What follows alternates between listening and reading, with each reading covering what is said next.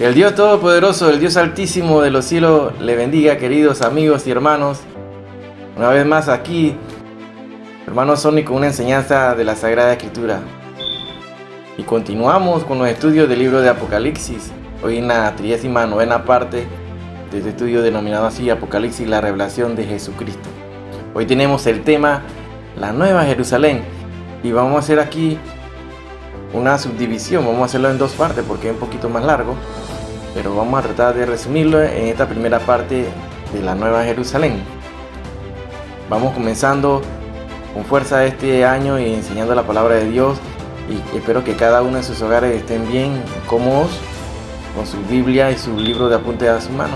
Recuerda que este es un canal que es sin fines de lucro. Aquí no lucramos con la palabra de Dios. No te vendemos nada de revista ni libro, no te vendemos nada de estas cosas. No vendemos nada que tenga que ser de Dios, pues todo proviene de Dios. La palabra de Escritura, la Sagrada Escritura, es importante que la compartamos y es totalmente gratuita. Y aquí la enseñamos. Lo que nos interesa aquí únicamente es que tú aprendes y escudriñes la Sagrada Escritura juntamente con nosotros.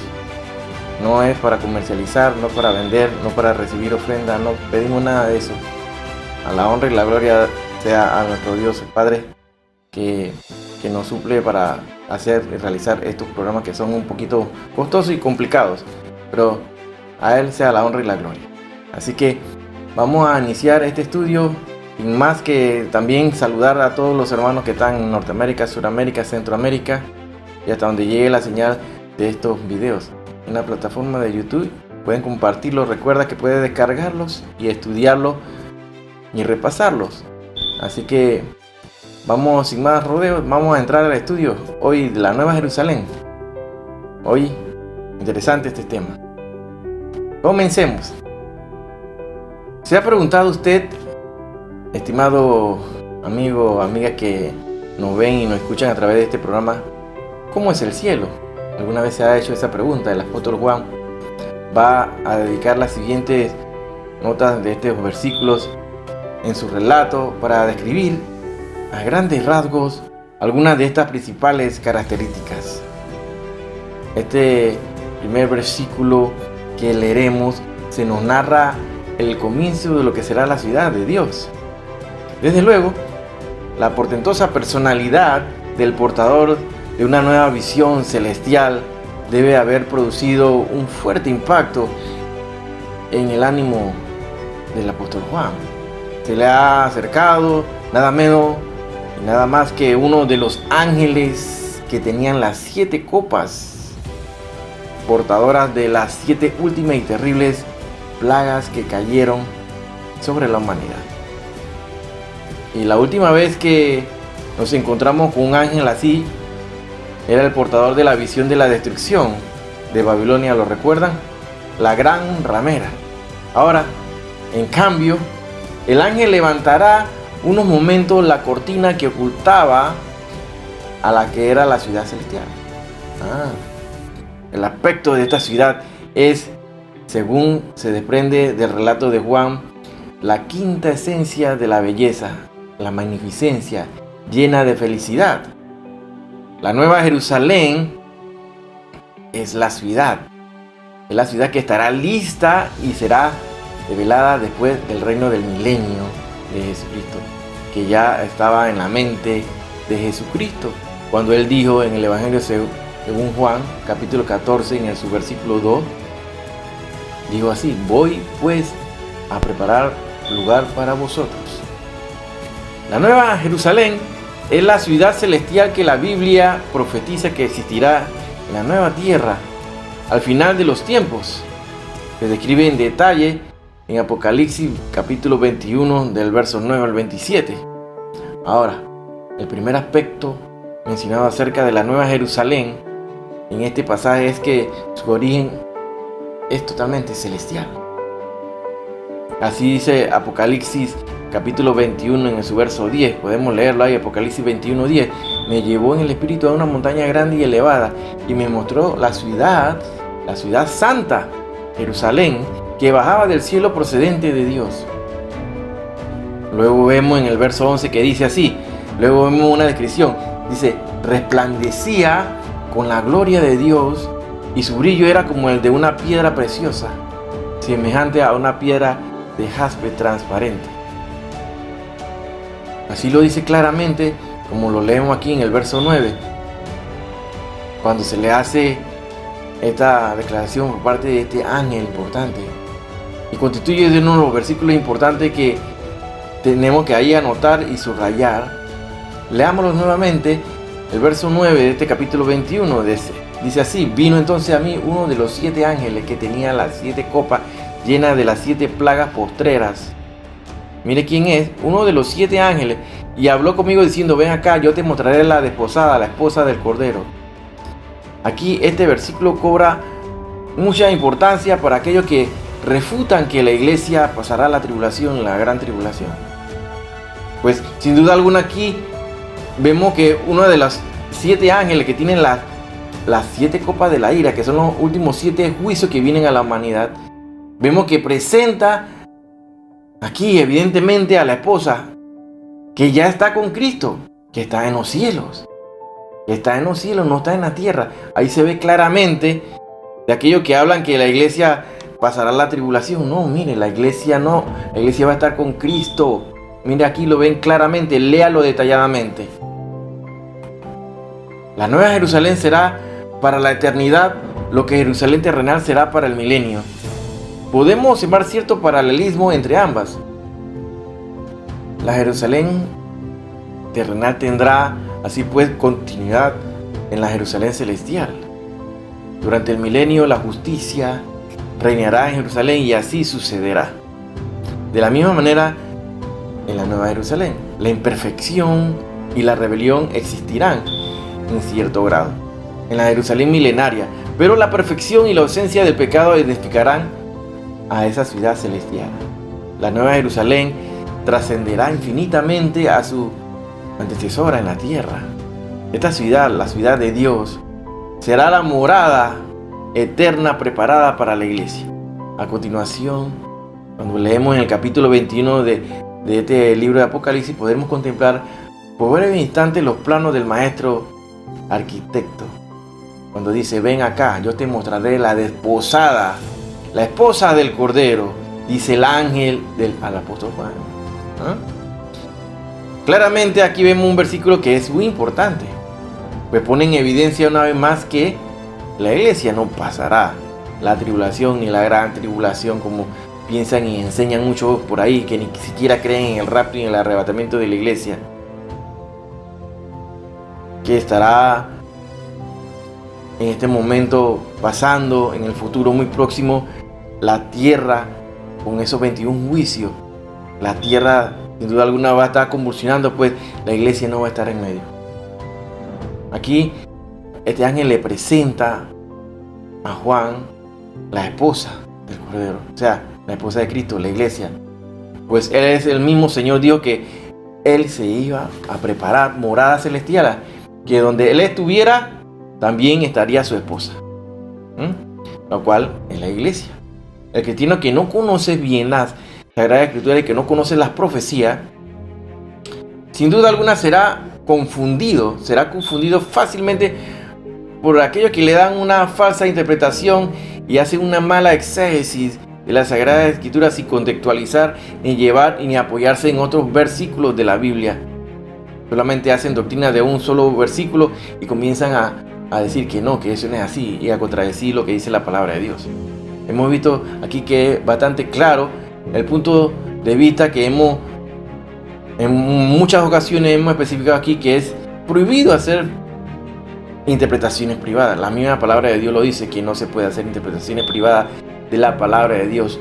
Es necesario siempre utilizar una buena interpretación de la palabra de Dios. Todos aquellos que nieguen el rapto inminente de Cristo solo se basan en un versículo, que tratan de hacer entonces una doctrina y va entonces en contra de todos los versículos que dicen el resto de la Biblia.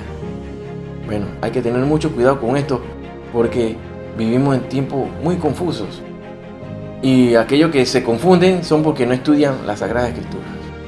Leemos en Apocalipsis 21:10 y dice así: y me llevó en el espíritu a un monte grande y alto, y me mostró la gran ciudad santa de Jerusalén, que descendía del cielo de Dios. Aquí lo que sigue ahora es una descripción de la ciudad, de esa ciudad eterna. Este pasaje revela el amor y el valor que el esposo, el Señor Jesucristo, ha conferido a su esposa, la iglesia. El versículo 10 del capítulo 21 de Apocalipsis dice así claramente: y me llevó en el espíritu a un monte grande y alto, y se mostró la gran ciudad santa de Jerusalén, que descendía del cielo de Dios. La nueva Jerusalén adquiere aquí el carácter de sus habitantes, que son los redimidos de Dios. Juan ve descender del cielo la ciudad santa de Jerusalén. Esta ciudad ha sido construida por el mismo Jesucristo, y Él es quien la ha diseñado. Muchos han planteado distintos puntos de vista extremos a la hora de interpretar la nueva Jerusalén. En el principio mismo de la era cristiana, diversas herejías surgieron, aplicaban todo el pasaje a la nueva Jerusalén, a la Jerusalén terrenal.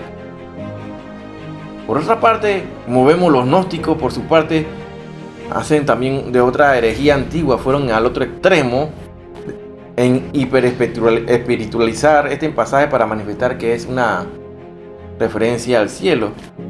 Otras muchas sectas modernas aplican la característica de la nueva Jerusalén así mismo y seleccionan una localidad geográfica para representarla. Dice así el verso 11: teniendo la gloria de Dios, y su fulgor era semejante al de una piedra preciosísima, como piedra de jaspe, diáfana como el cristal.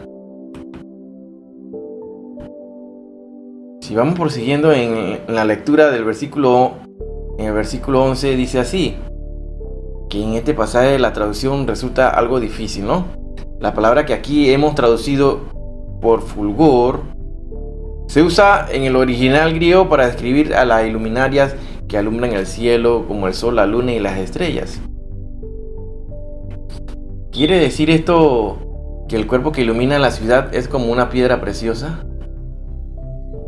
¿O quiere decir más bien que la luz que irradiaba toda la ciudad era como lo destello del jaspe? Más adelante se nos dice claramente que la ciudad no necesitará de un cuerpo celeste como el sol o la luna para que proyecten la luz, porque Dios mismo será la luz.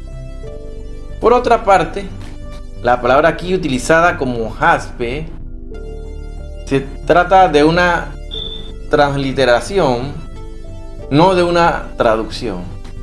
Es decir, no corresponde a la piedra opaca que se conoce con ese nombre, sino que el término alude más a un diamante transparente, una gema perfecta que refleja con nitidez la luz brillante de la gloria de Dios, que emite con fulgor y que se esparce por los nuevos cielos y la nueva tierra.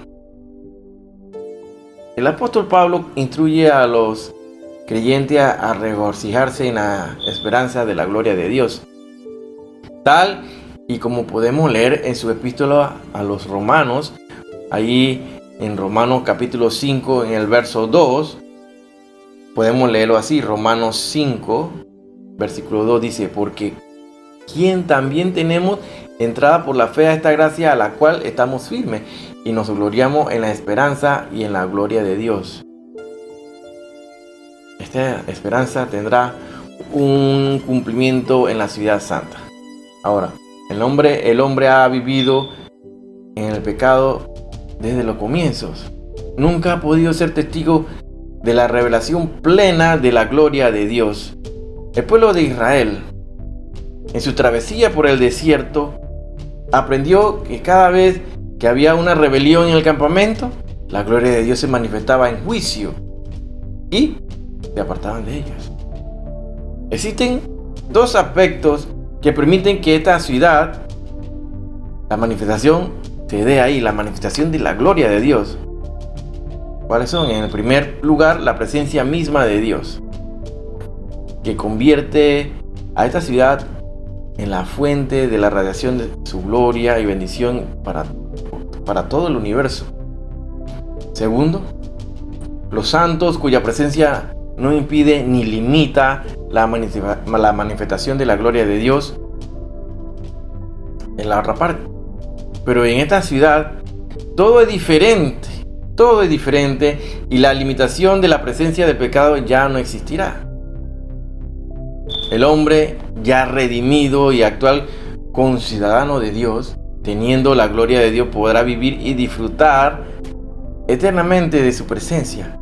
Ahora, la ciudad revela el elevadísimo propósito de Dios para su iglesia: llevar muchos hijos a la gloria.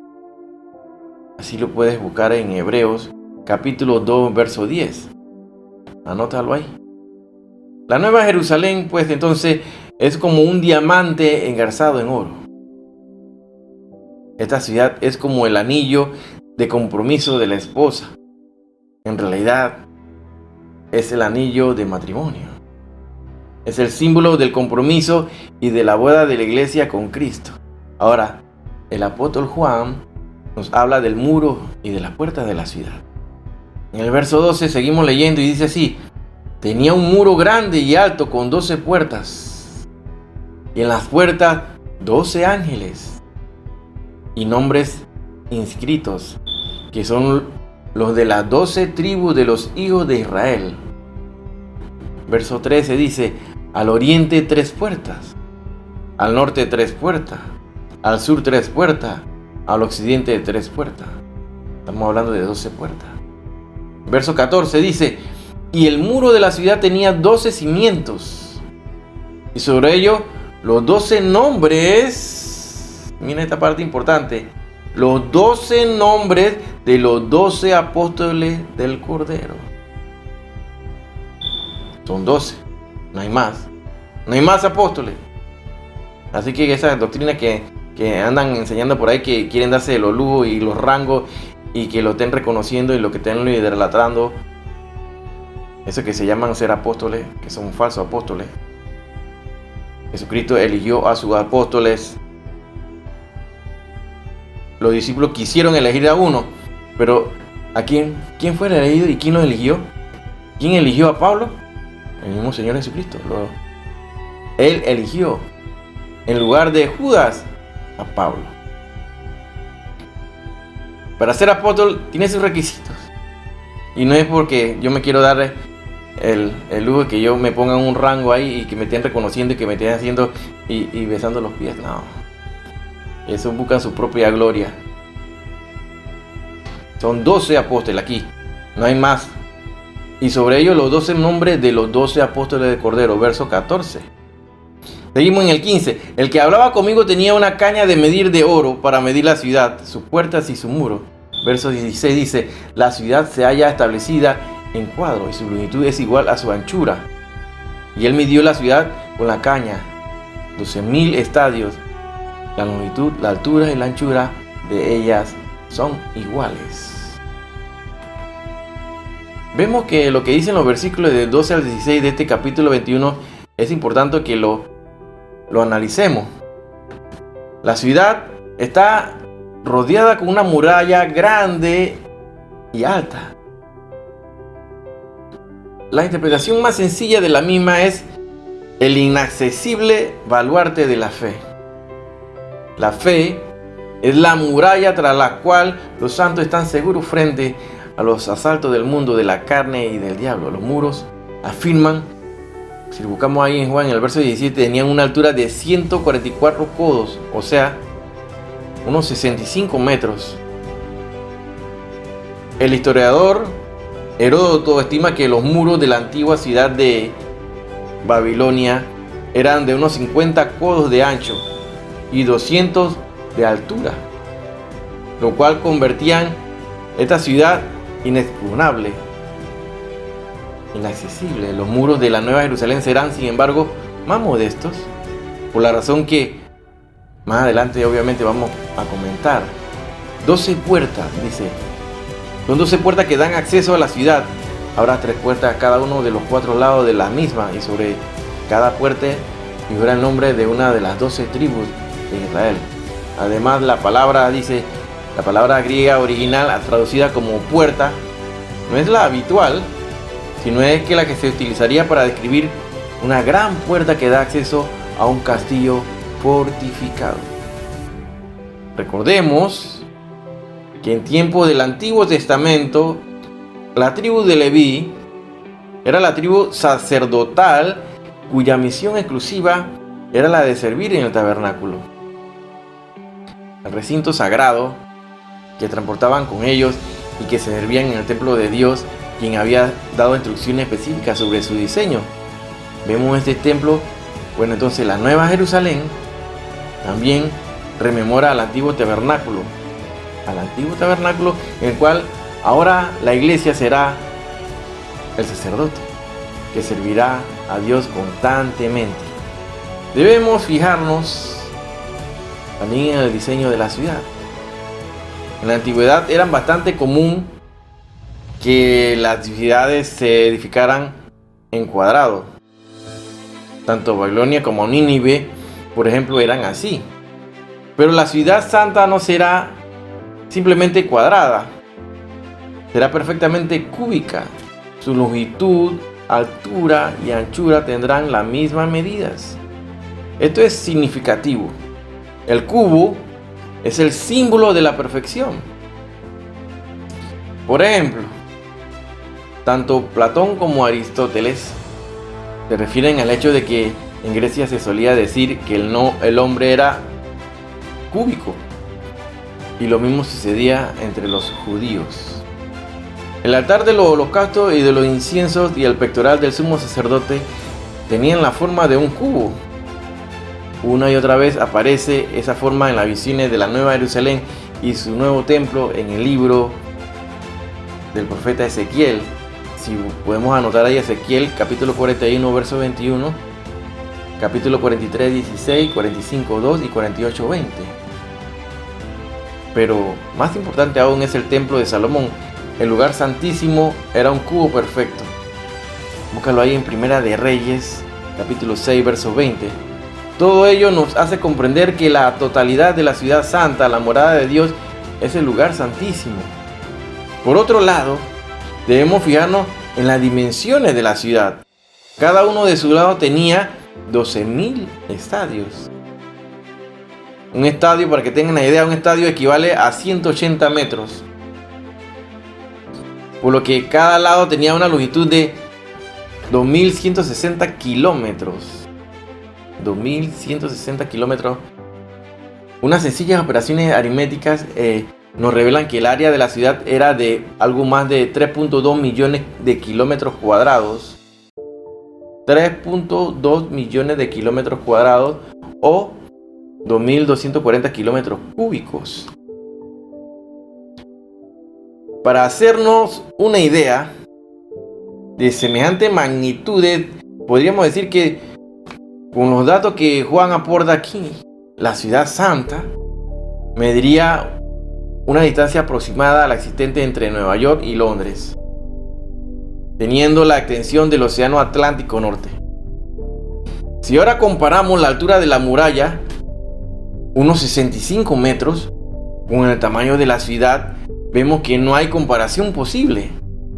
Ellos nos indican que la muralla no puede ser para la defensa, porque todos los seres hostiles humanos y espirituales han sido ya arrojados al lago de fuego y ya no pueden hacer daño a la iglesia de Dios, sin duda alguna.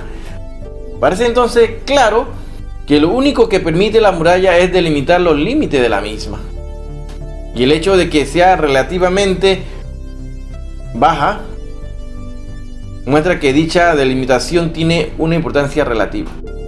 Dios está mucho más interesado en incluir a más personas que en excluirlas, y así debe ser su iglesia.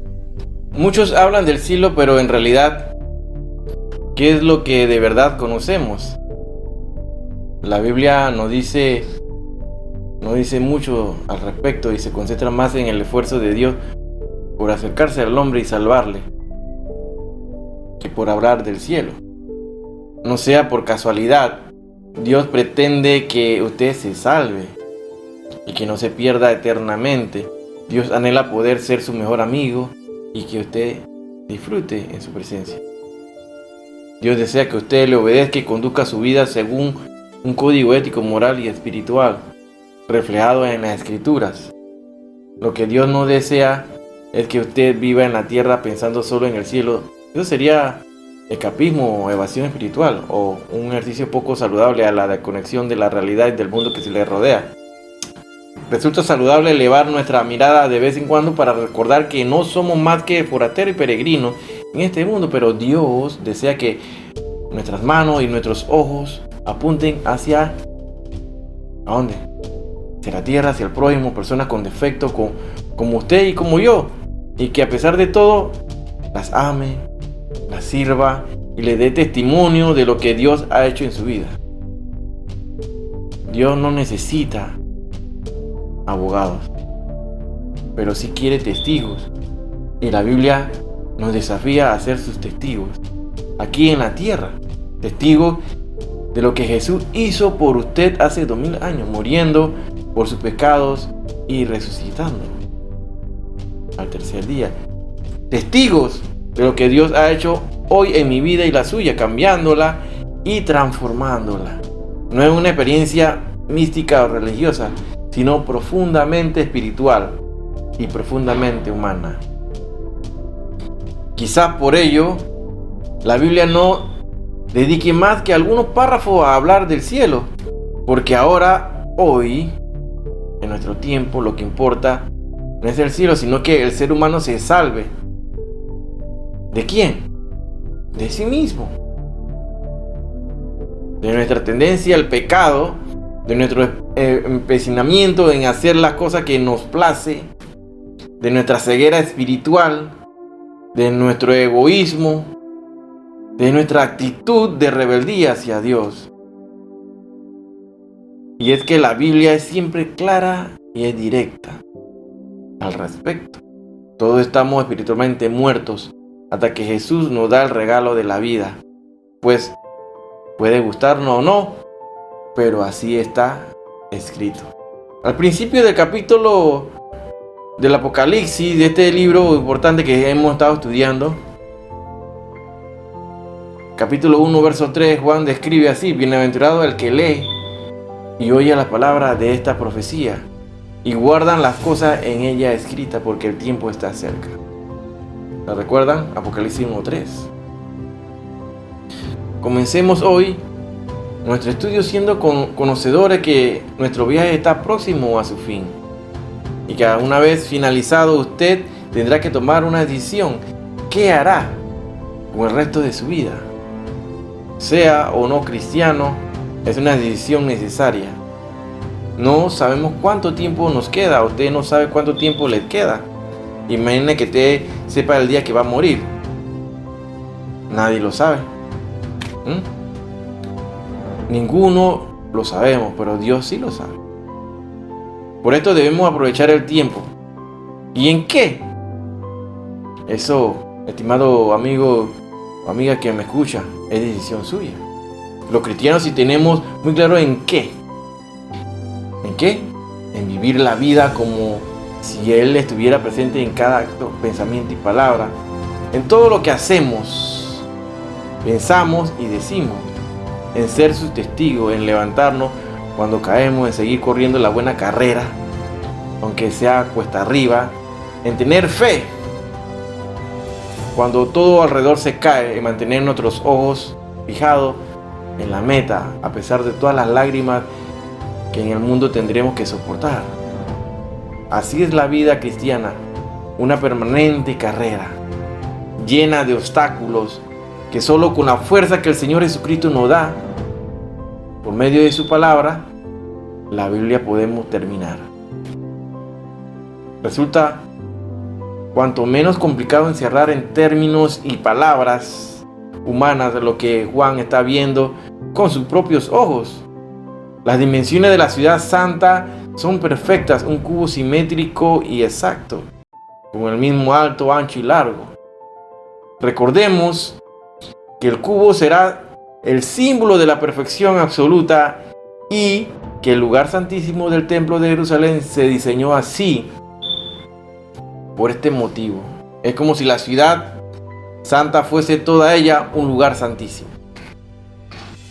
Las dimensiones que Juan menciona son enormes. El ángel midió la ciudad con la caña, 12.000 estadios, la longitud, la altura y la anchura. Y todas estas dimensiones son iguales. Esto nos da un total de 2.242 kilómetros. 2.242 kilómetros por cada lado, por lo que su superficie sería de 3.2 millones de kilómetros cuadrados, aproximadamente la superficie del océano Atlántico, y una distancia equivalente a la existente entre Londres y Nueva York, ya lo habíamos dicho. Estas distancias, analizadas en detalle por los doctores Say, Walter Scott y otros, nos dan la medida de una ciudad magnífica e imponente, como no podía ser menos para una ciudad cuyo maestro arquitecto ha sido nuestro propio Dios. Todo lo que Él hace es bueno, abundante y perfecto. Y eso también es aplicable a lo que Él hace o puede hacer en nuestras vidas. ¿No es verdad? Todo lo que Él hará con nosotros y a través de nosotros es bueno, abundante y perfecto. Esta ciudad ha sido diseñada por Dios y construida por su Hijo, el Señor Jesucristo. Versos 17 al 18 dice: midió su muro 144 codos de medida de hombre, lo cual es de ángel. Mira, el material de su muro era de jaspe, pero la ciudad era de oro puro, semejante al vidrio limpio. Si ahora comparamos la altura de la muralla, que mide aproximadamente 65 metros, con el tamaño de semejante ciudad, vemos que no hay comparación posible. Ellos nos indican que la muralla no puede estar pensada para la defensa, porque todos los seres hostiles, humanos, espirituales y todos esos malos ya fueron arrojados al lago de fuego y ya no puede haber ni se puede hacer daño a la iglesia de Dios. Parece entonces que la única razón que permite la muralla es delimitar los perímetros de la misma. Dios está mucho más interesado en incluir más personas que entren a su reino que en excluirlas. El apóstol Juan nos relata que la ciudad era de oro puro, tan puro que parecía vidrio transparente. Ello nos recuerda una característica de la Jerusalén terrenal, la ciudad eterna, la capital de Israel. El historiador Flavio Josefo describió así el templo de Herodes. Así dice: ahora bien, la cara exterior del templo por la parte de la fachada. Estaba totalmente cubierta con planchas de oro de gran peso, y los primeros rayos del sol naciente reflejaban tan fiero resplandor que obligaba a quienes querían contemplarlo a desviar la vista, como que si estuvieran viendo al mismo sol. Eso lo dice Josefo, La guerra de los judíos, 556. Juan continúa hablando de los 12 cimientos de la ciudad. Ahora, entre las 12 puertas había 12 espacios, y la idea es que entre estos espacios había una gran piedra. Es posible que Juan tuviera en mente las grandes piedras de los cimientos de los templos de Jerusalén. En el pasaje que acabamos de citar, Josefo menciona que las piedras de los fundamentos del templo de Jerusalén tenían casi 20 metros de longitud, 2,5 de altura y casi 3 de anchura.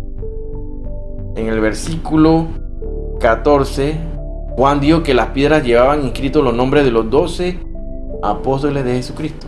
Ellos fueron los primeros seguidores de Jesús y sus embajadores. Fueron literalmente los cimientos de la iglesia. Estos hombres predicaron el primer sermón. Ellos organizaron las primeras iglesias y llegaron a ser los primeros mártires, porque optaron por no renunciar a su fe en Jesucristo. Nada les podía hacer callar. El apóstol Pablo nos dice en su carta a los Efesios, capítulo 2, versículo 20, y dice así, leámoslos: edificados sobre el fundamento de los apóstoles y profetas, siendo la principal piedra del ángulo Jesucristo mismo. Siendo la principal piedra del ángulo Jesucristo mismo. Cuando Cristo regresó al cielo, Él entregó el cuidado de las ovejas, los primeros cristianos, a los apóstoles. Por eso podemos decir que la iglesia estaba en las manos de aquellos 12 hombres que habían convivido con Jesús durante 3 años.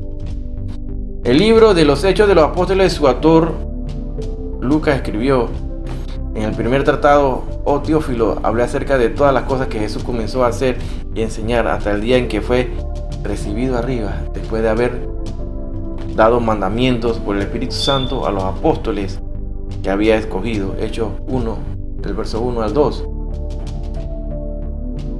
Es muy posible que como apóstol Matías no fue quien reemplazó a Judas, sino Pablo. Ya lo hemos dicho varias veces aquí.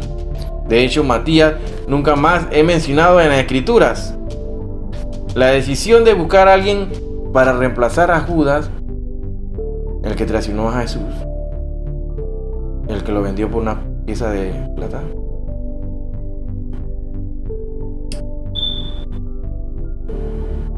podría haber sido más un impulso del impetuoso Pedro que la voluntad del Espíritu Santo. Pablo escogido directamente por Jesucristo, cumplió bien su función, fundó iglesias, expandió el evangelio casi por todo el mundo conocido por aquel entonces. Claro que al principio fue difícil que los demás apóstoles confiaran en él, pues él fue un seguidor de los cristianos y lo perseguía y lo acusaba y lo llevaba hasta la muerte. Incluso él consintió en la muerte del primer mártir. ¿Lo recuerdan? De aquel que dijo así: perdónanos, Señor, no le tomas cuenta de este pecado.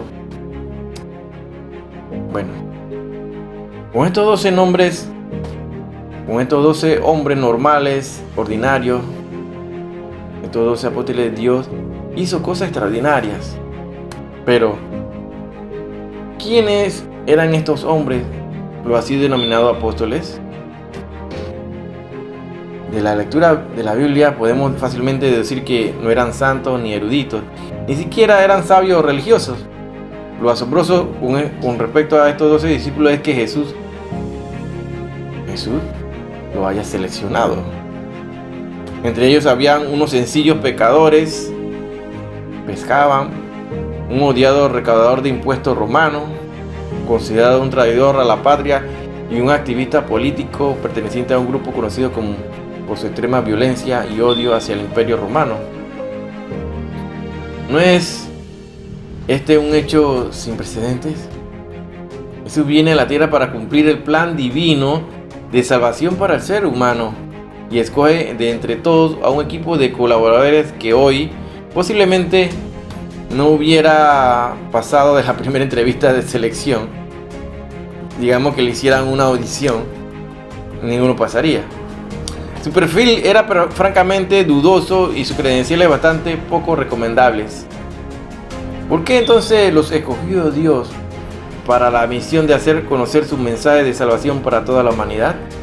El Salvador escogió a hombres comunes y corrientes, humanos y sin distinción alguna, pero que, sin embargo, fueron capaces de dejarlo todo al instante para seguirle. Estando ocupados, estuvieron disponibles. Teniendo cada una su propia vida, lo dejaron todo para dedicársela al Maestro. Aunque muchas veces dudaron y no entendieron, ni compartieron muchas cosas, siguieron adelante y le obedecieron. No pretendieron entender, sino obedecer. No pretendieron tener razón, sino obedecer. Por eso eran extraordinarios y por eso se convirtieron en una fuerza que cambió el mundo para siempre.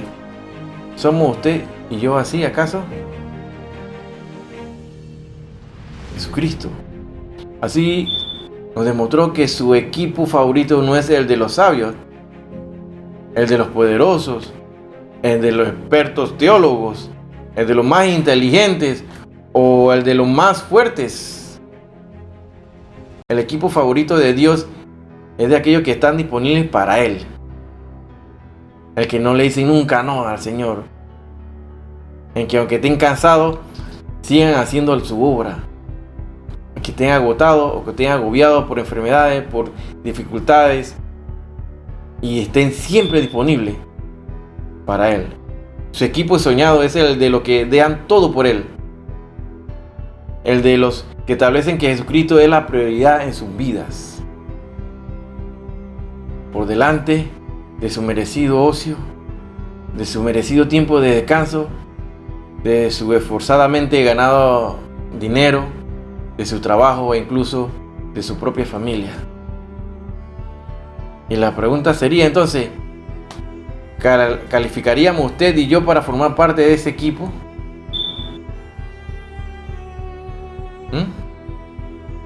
Estimado amigo y amiga, usted puede caminar en las sandalias de un verdadero discípulo, al igual que lo hicieron estos 12 apóstoles.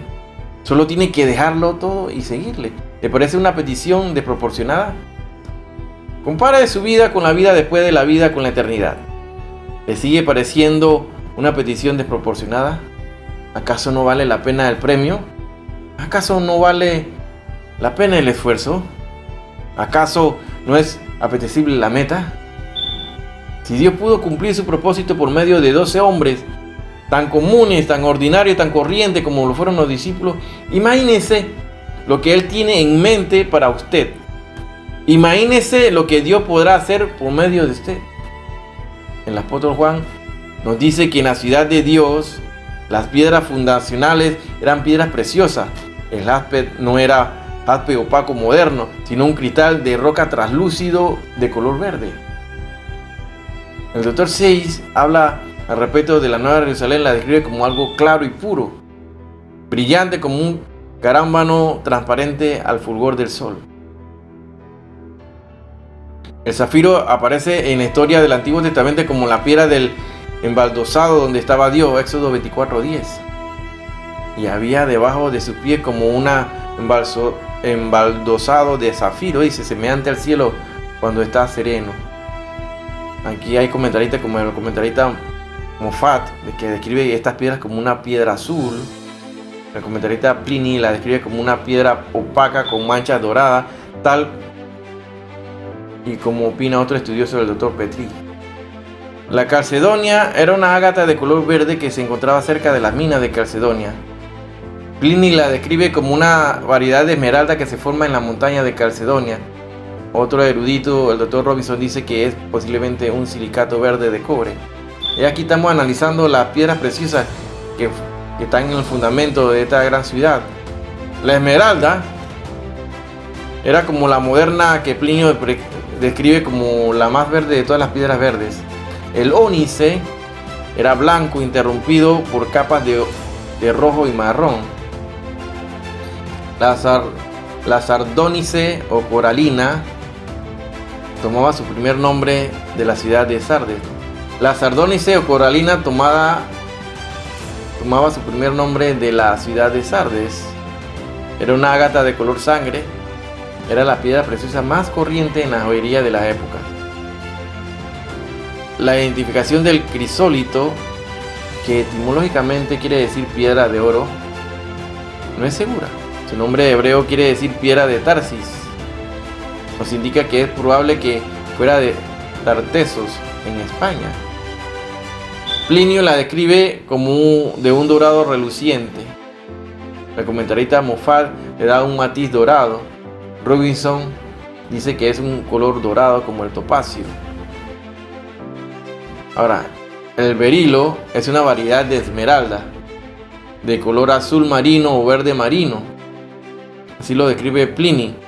Es como una esmeralda, dice Robinson. El topacio era una piedra transparente, verde y dorada, muy apreciada por los judíos. Robinson la llama una piedra dorada verdosa. La crisopasa era un ágata de color manzana verde.